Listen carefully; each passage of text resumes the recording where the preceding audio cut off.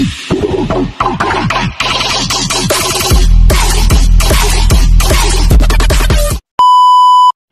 guys, and for today's video, magluluto po tayo ng lumpiang toge. Ayan, so ito po yung ating mga ingredients. Meron tayong oyster sauce, mayroon tayong seasoning, may pamintang durog, sibuyas at bawang. So, konti lang po yung sibuyas ko guys, kasi ang mahal-mahal ng sibuyas ngayon. Ayan, so dadamihan ko na lang po sa suka mamaya.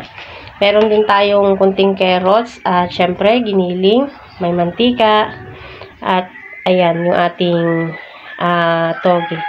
So, hugas na po yan siya guys. Ayan. So, ngayon, gigisahin na po natin siya. At ililalako po ng anak mamaya guys. Ayan.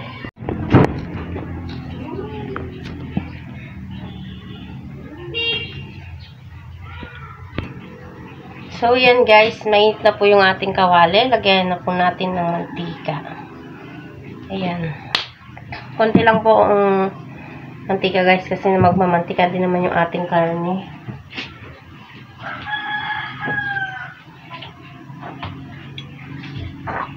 Lagay na po natin yung ating bawang at sibuyas. Masakayin na natin guys. Sabay na silang maluluto.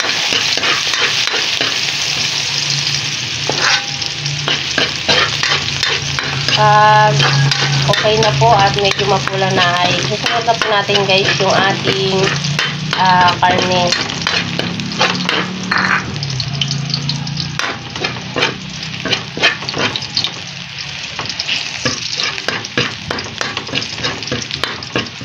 Ayan, pwede na po natin ilagay yung ating karne guys.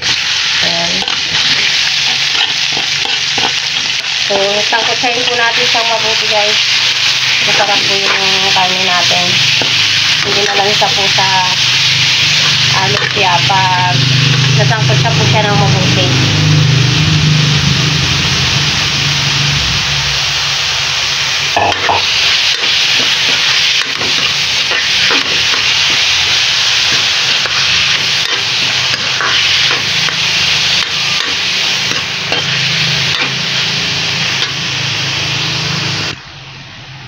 Yan guys, medyo oily na po yung ating karne. Medyo naluluto na po siya. And guys, so may mga buo-buo po siyang taba. Ayan, so ayan, hindi ko na po talaga nilalagyan ng maraming mantika guys pag nag-iisa ng karne. Kaya gusto ko po guys, medyo sangkot siya siyang mabuti para hindi po siya malansa sa ating lumpia. Maganda yung pagkakaluto ng ating karne guys. Yan. Konti na lang guys. At pwede na itong ating karne.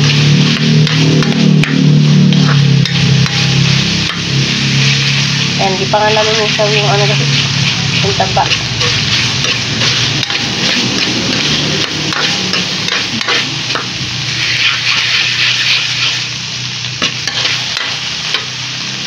Pwede rin naman guys, yung lumpiang toge ay purong lang, gulay lang siya. Pero mas gusto ko yung nilalagyan siya ng karne kasi para malasa po siya.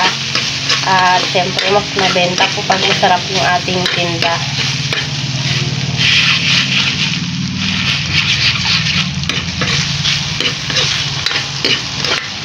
Nag-uumpisa na naman tayo guys, maglako-lako guys ng mga paninda kasi para sa ating mga estudyante.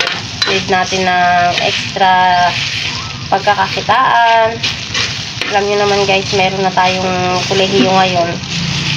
Tapos, meron tayong senior high, may high school na 2, may isa pang elementary. Ayan.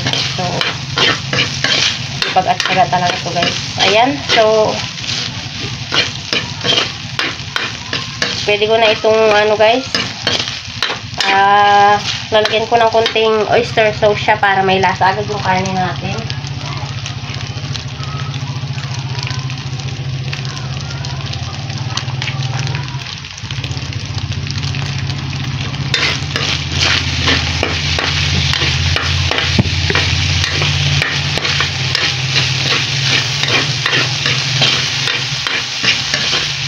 Pwede rin guys, patis ang ilagay nyo guys.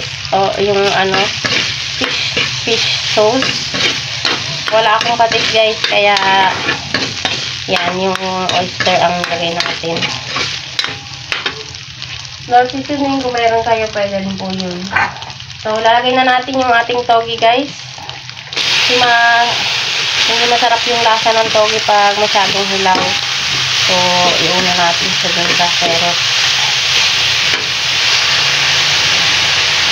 kailangan medyo luto-luto siya.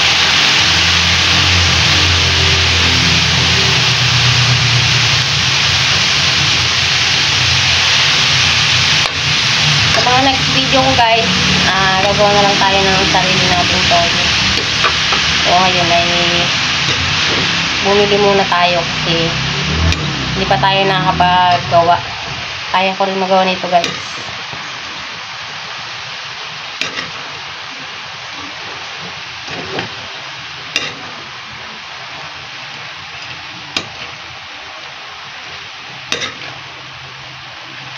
Lalantahin pa natin siya. Pag nalanta to guys, kukunti na po ito. Yan. Mahal na nga rin pala guys yung togi. Dati ang bili ko ay 20, naging 40. Ngayon 50 na po ang isang balot niya. So ito, dalawang balot. So 100 pesos na po ito guys. Ayan. So talagang pataas ng pataas ang bilihin.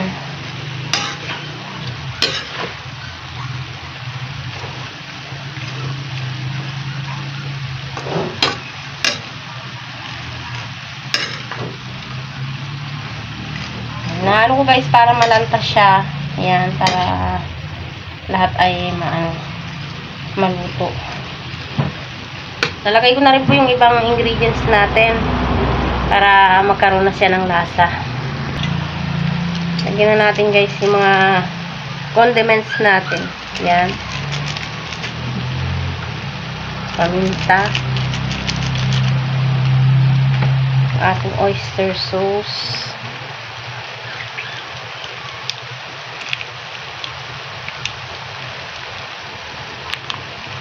Kasi yung carrots natin guys, pag nilagay natin ay mabilis na lang din yun guys.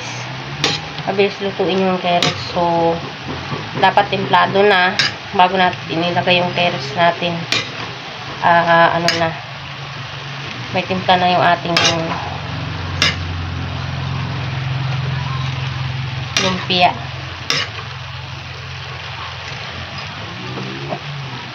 Tingnan nyo guys, kumunti na siya. Kasi nga, nalalanta na siya.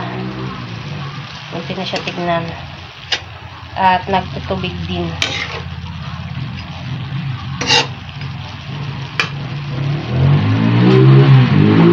Yan din natin yan guys ng konting asin. Kasi hindi pa yung nalasa yung ating oyster. At hindi rin natin pwedeng alatan guys. Siyempre, yung ating suka ay tinitimplahan din naman natin guys. Pinakahuli natin ilalagay yung ating seasoning. Lalagyan natin ng seasoning. Pwede kayong gumamit ng magic sarap. Pwede rin ng bechin. So, pag gusto kayo guys kung anong seasoning yung gusto nyo. So, sa akin ay pinisa-mix yung nakasanayan ko.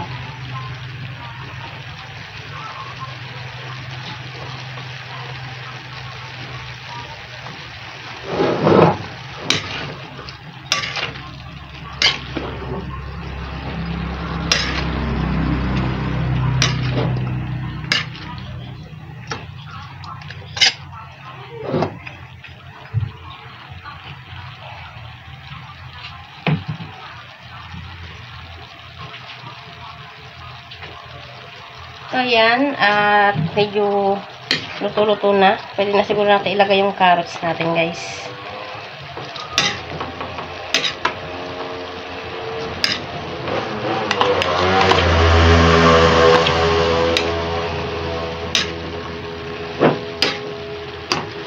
Sobrang, ano po ngayon, sobrang mahal ng mga bilihin.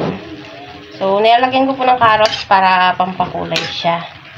So, kung dito guys, sana kamote. Kasi talaga mahilig ako maglagay ng kamoting bagin po sa lumpia. Kasi, nagbibigay siya ng konting tamis. Manamis-namis po kasi yung kamote.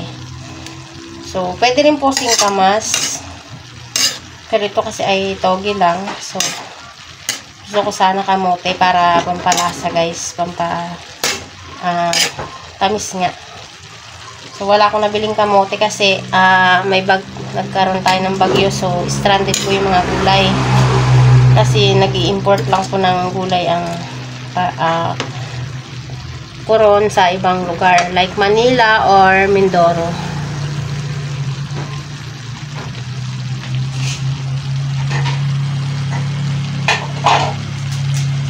Lagay na po natin yung ating ginisa mix guys. Kalahati lang po yung ilalagay ko guys kasi baka sobrahan na tayo ng alat.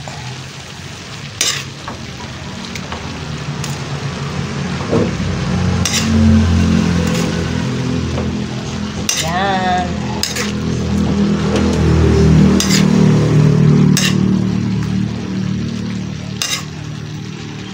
So ayan, at okay na po ito guys. So ready na po siya para balutin. Palalamagin lang po natin siya ng konti at babalutin na po natin siya guys.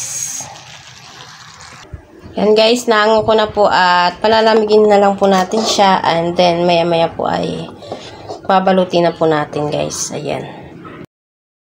At nabalot ko na po yung ating lumpia guys. Ayan. So ngayon naman po ay mag-umpisa na po tayo magpirito guys. Ayan. Nakasalang na yung ating kawali. Ayan. So kailangan lang po natin ay haluin natin mabuti yung mantika guys. At syempre, wag po nating lalaksan mabuti yung apoy guys. Medyo medium lang po siya guys para po maluto ng maayos at malutong yung pagkakaluto ng ating lumpia. Ayan. Mainit na po guys yung mantika natin. Yung ating kawali. Ilagay na po natin yung ating 2 bote ng oil. Ayan. Ulitin ko guys. Kailangan po ay medyo mainit na yung mantika at wag po natin siyang lalaksan po yung apoy. So, kailangan po natin ay nasa medium heat lang po para hindi po siya masunog. At syempre, maganda yung pagkakaluto guys at matagal yung pagkalutong niya. Maganda yung pagkalutong ng ating lumpia.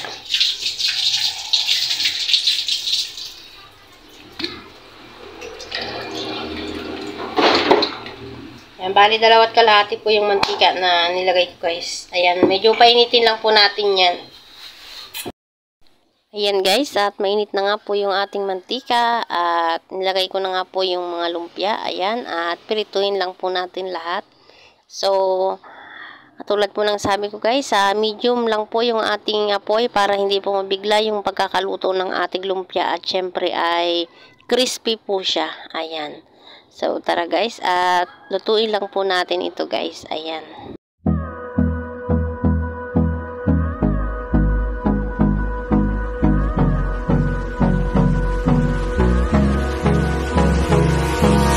Hold me close till I get up.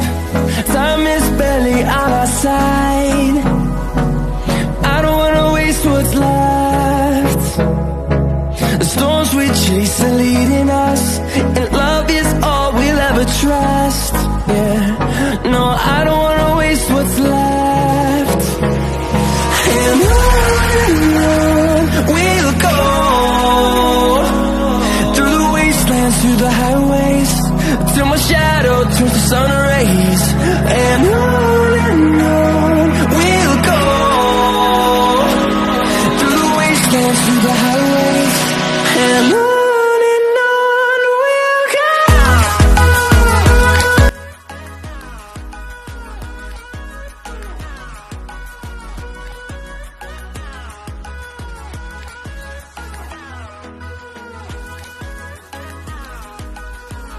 So, ayan guys, at naluto na po natin yung ating mga lumpia guys. Ayan, at ilalako na nga po ng aking anak. Ayan, at 10 pesos each po ang aking benta dyan guys.